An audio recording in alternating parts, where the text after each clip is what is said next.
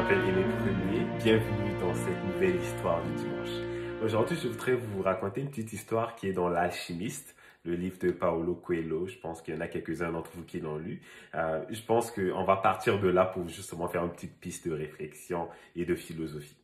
C'est l'histoire d'un négociant qui a décidé d'envoyer son fils voir un sage qui habitait très loin dans un gros château pour lui demander c'est quoi le secret du bonheur. Le fils a marché pendant 40 jours dans le désert. C'était extrêmement long et extrêmement difficile à trouver la place. Finalement, il est arrivé là où il y avait le château de cet homme sage qui, soi-disant, avait la réponse à cette question compliquée.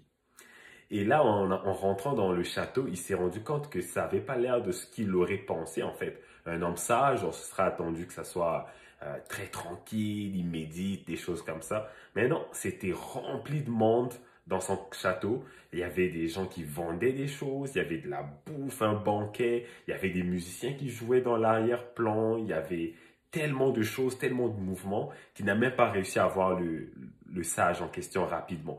Il a réussi à le voir genre 2 heures plus tard.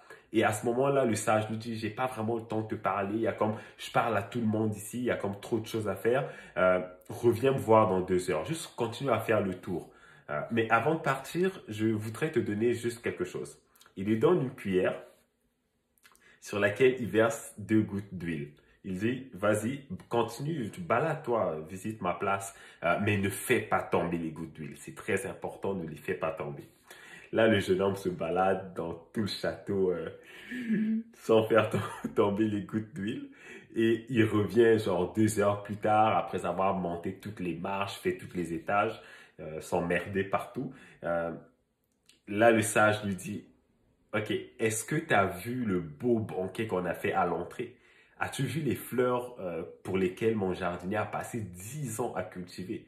As-tu vu les toiles qui venaient de Perse? Ils sont magnifiques. As-tu vu les créations que les gens emmenaient, ce que les marchands vendaient, tous les bijoux, tous les parfums qui... Le gars était comme, t'es marrant toi, c'est sûr que j'ai pas vu tout ça. J'avais une cuillère moi avec de l'huile, c'est sûr que je voulais pas renverser ça en même temps. Donc, oui, j'ai passé du temps dans le château, je me suis baladé, mais honnêtement, j'ai pas prêté attention à grand-chose parce que je voulais pas perdre ce qui était dans ma cuillère. Et là, le sage lui dit, t'as rien renversé de ce qui est dans la cuillère. Oui, oui, non, j'ai rien renversé. Justement, c'est pour ça que j'ai pas eu le temps d'admirer votre château. Il dit, tu sais quoi, tu ne peux pas connaître un homme si tu apprends pas à connaître son habitat. Si tu veux faire confiance à un homme, essaie de voir où est-ce qu'il est pour voir le lien avec l'individu. Donc, je te demandais de refaire encore le tour. J'ai quelques petites choses à régler ici. Quand tu auras fini, c'est sûr que je serai prête à te parler. Le jeune homme repart encore cette deuxième fois, mais cette fois-ci, vu qu'il s'est senti un peu plus rassuré, qu'il repart, ça vaut la peine, regarde les choses. Cette fois-ci, il a mieux pris le temps d'observer. C'est là qu'il a vu ces belles fleurs pour lesquelles ce jardinier a passé 10 ans à faire pousser, toutes ces belles toiles, ces créations, ces sculptures, ces parfums, ce banquet avec les différents mets qu'il y avait dessus. Et quand il est revenu, malheureusement, il avait échappé les 2 gouttes d'huile. Alors le sage lui a dit, la morale de l'histoire, c'est celle-ci. As-tu maintenant mieux regardé, as-tu mieux vu les choses qui étaient dans mon château? Il a dit, absolument. Tu as aussi renversé l'huile? Oui. Il dit, c'est vraiment juste ça le secret du bonheur. Le secret du bonheur, c'est d'être capable de faire le tour du château, de voir toutes les choses sans oublier ton huile. Réfléchissons et philosophons un peu là-dessus.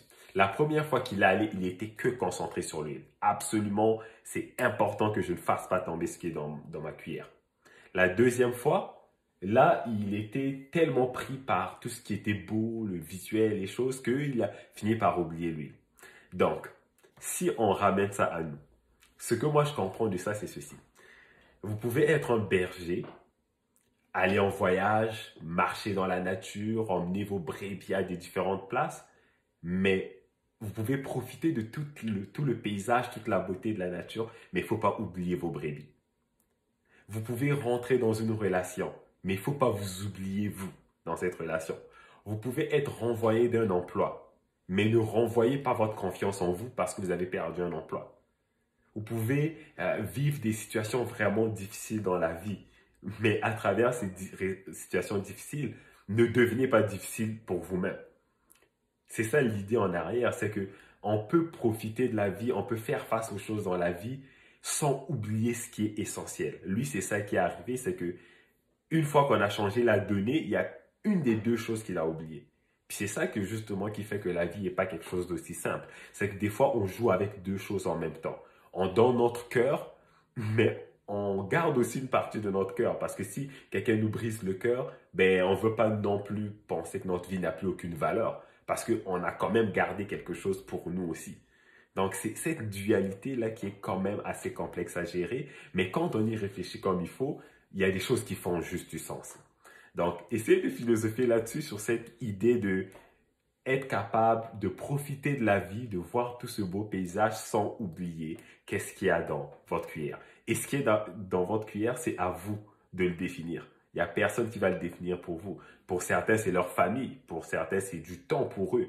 Pour d'autres, c'est l'art. Pour d'autres, c'est leur passion, leur travail. C'est vraiment à vous de définir qu'est-ce qu'il y a d'important dans votre cuillère que quand vous allez profiter de la vie, que vous allez vous assurer de ne pas oublier.